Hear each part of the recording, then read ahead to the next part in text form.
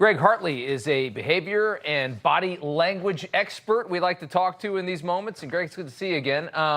Give us, just starting off, your broad overview. Biden gets up there and goes right for the jugular. He hits a lot of, a lot of nonsensical things. He's very angry.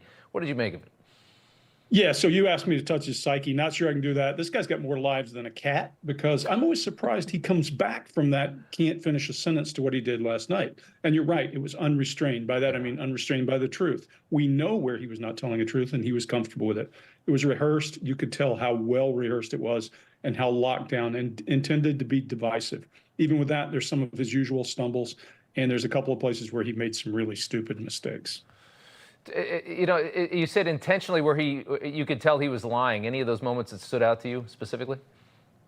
Oh, yeah. I mean, I closed the border the minute I took office. Can you imagine saying that with a straight face? Yeah. And he did, clearly, straight-faced, hands up. And I say, what you do for a living, Rob, is you are really good at transitioning between people, moving from one person to the other.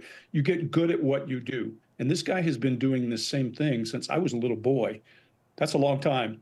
And he's able to say with a straight face things that he knows are not true, because he just doesn't care. Yeah, that's a good point. Some thoughts on the moment. You have some thoughts on the moment that Joe Biden finally mentioned Laken Riley's name, except he said it completely wrong. Here was that moment.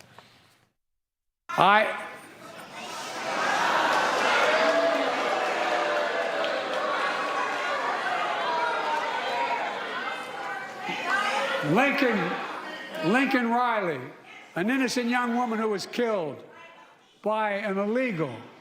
That's right. But how many of the thousands of people being killed by illegals? To her parents, I say, my heart goes out to you, having lost children myself. I understand. Tell us what you see there. Yeah, a whole lot of things. Number one, everything else, his face is pretty expressionless when he's going through this, except when he's trying to make his points. Here I see some real concern in his face as MTG goes after him. Oddly enough, if you listen to the few seconds before, he was starting a classic Biden stumble, and she rescued him accidentally. He picks this thing up because he's probably scripted that he needs to rescue. He looks at it and mispronounces the name even then, and then says probably what his brain is thinking. So what? Thousands of other people have been killed by illegals. And then in classic narcissist behavior, but so have I. Nobody who is trying to be compassionate for another person should bring up their own faults, unless they're trying to say, look, I understand where you're coming from. I don't see that here. That's very interesting. I want to take a look at one more moment here when Biden went after the Supreme Court, which, of course, as we know, is completely inappropriate, not supposed to be a political body. Take a look.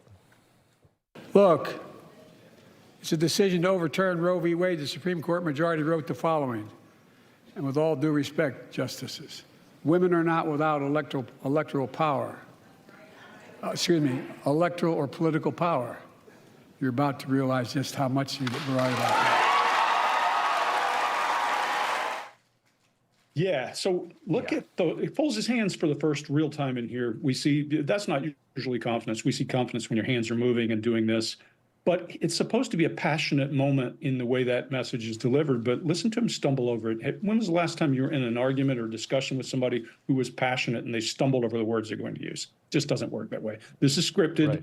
He may not have even had his hands on it, but it's scripted and he's reading it. Want to show really quick before I let you go. Biden walking in first, seeing Marjorie Taylor Greene in her MAGA hat. Let's kind of show this moment here. Let's let it play for a second. And here he is.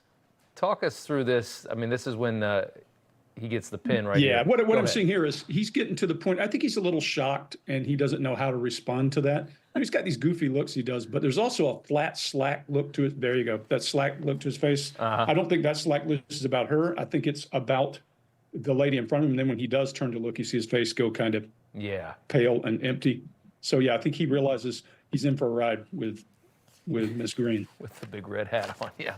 Greg Hartley, always good insight. Thank you, sir. We appreciate it.